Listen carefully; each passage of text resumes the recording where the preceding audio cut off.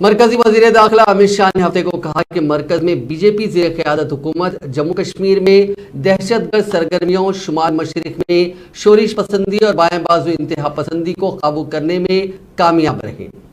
हैदराबाद में सरदार वल्लभ भाई Patel national police academy में इंडियन पुलिस सर्विस के 74वें बैच की पासिंग आउट परेड को मुखातिब करते हुए अमित शाह ने कहा कि हिंदुस्तानी सरकारी एजेंसियों, पुलिस फोर्सेस और पूरे मुल्क की क़यादत में पॉपुलर फ्रंट ऑफ इंडिया जैसी एक तंजीम के खिलाफ एक ही दिन में कामयाब ऑपरेशन किया गया।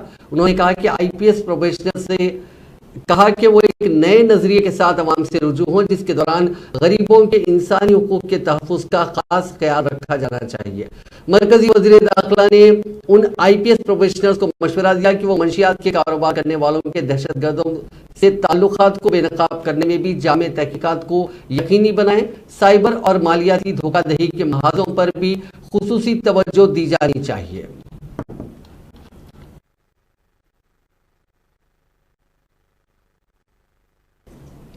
नेशनल पुलिस एकेडमी में जुमला 195 ओहदेदारों को तरबियत दी गई। उनमें 166 ओहदेदारों का ताल्लुक इंडियन पुलिस सर्विस से है, जिनमें 33 खातून आईपीएस ओहदेदारों के अलावा 29 बैरूनी ममालिक के ओहदेदार भी शामिल हैं। भूटान से ताल्लुक रखने वाले 6, नेपाल के 5, मालदीव के 8 और मॉरिशस के 10 ओहदेदारों को भी तरबियत दी गई है। कबल अज़ीम परेड से कबल मरकजी वजीर दाखिला ने इंडियन पुलिस सर्विस के उन शोहदा को खिराज अदा किया जिन्होंने कौम की खिदमत के लिए अपनी जानें कुर्बान की हैं। उन्होंने ऑल इंडिया सर्विसेज के मोहम्मद सरदार वल्लभ भाई पटेल को भी खिराज अदा किया। डायरेक्टर एकेडमी एस राजन ने अपनी खैर मकदमी तकरीर में एकेडमी के मुख्तलिफ तरबियती सेशंस वगैरह की तफसीलात पेश की।